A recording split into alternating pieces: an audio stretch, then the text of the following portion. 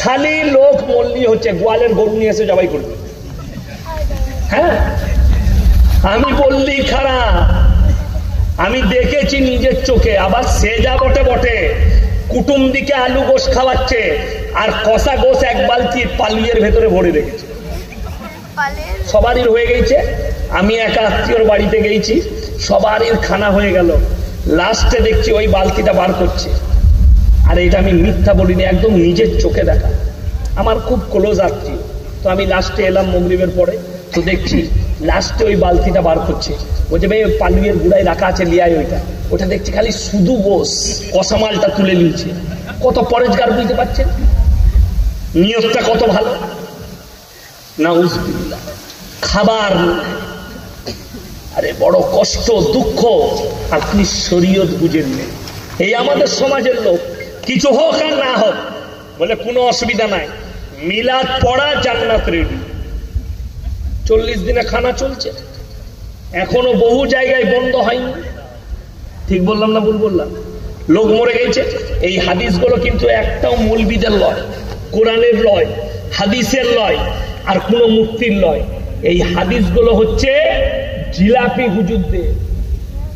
আর হাদিসুন নিসা মেয়েদের হাদিস। মেয়েদের হাদিস বুঝে?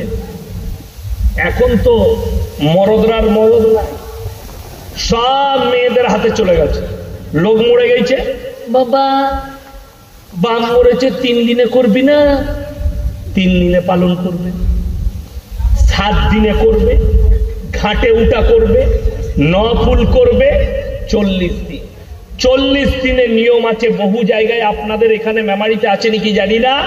মানুষ মরে গেলে 40 দিনে মিলাদ দিবে, আত্মীয়রা নতুন কাপড় জামা নিয়ে আসে।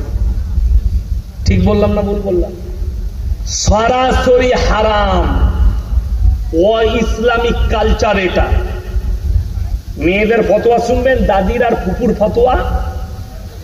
যদি ঈদের 1 সপ্তাহ আগে বাম মরে যায়, নতুন কাপড় পরা যাবে না ঈদেতে। 40 দিন নতুন কাপড় পরা যাবে না। ফতোয়া পেনি কোথায়? বলে ফতোয়ায় দাদি, দাদি দিয়েছে ফতোয়া। সেই যে কোথা থেকে মুফতি পাস করেছে আল্লাহ ছাড়া কেউ জানে। আমাদেরকে জিজ্ঞেস করুন, বাপ যদি 10 দিন আগে মারা যাক, 3 দিন আগে মারা যাক, যদি তুমি নতুন কাপড় পরতে চাও ঈদেতে, কোনো দ্বন্দ্ব নাই, কোনো অসুবিধা নাই, পরতে পারো।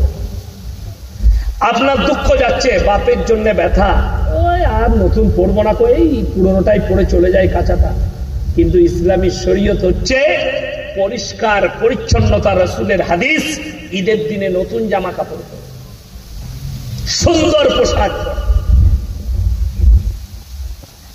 আপনাদেরকে বুঝিয়ে দিই, মেয়েরা যেটা বলতে চাইছে, একটা গোলাপ গাছ লাগিয়েছেন, বাগান তৈরি করেছেন, গোলাপের চারা, ফুল ফুটছে। একটা গাছে একটা ফুল ফুটে না, 10টা ফুল থাকে? থাকে না? থাকে না? 10-15টা ফুল, 20 থাকে, 15টা ফুটে। একটা ফুল ফুটলো, ফুলটা 3 দিন পরে ঝরে পড়ে গেল, দিয়ে কি করবেন? বাগানটা কেটে দিবেন না গাছটা কেটে দিবেন? কাটা যাবে গাছটা? মায়েদের হাল সেরকম। বাপ মরে গেছে, ঈদেতে নতুন জামা পরবো না গো, কি করে সহ্য হবে গো? কবরে যা তাহলে বুঝতে পারি। তোকে তো ওই দুঃখ করতে মানা করেনি। দুঃখ কি? আল্লাহ তুমি আমাকে সবরে জমিল দান করো, সবর দাও। শুনেলেন যারা এখানে বসে আছেন, আল্লাহর কসম করে বলছি, আমি থেকে শুরু করে আমি নিজে ইয়াসিন বক্তা, আপনার আমার পৃথিবীর যতগুলো ওলি আছে, নবীজিকে সাহাবীদের থেকে ভালোবাসা কেউ বেশি দিতে পারেনি। ঠিক বললাম না ভুল বললাম?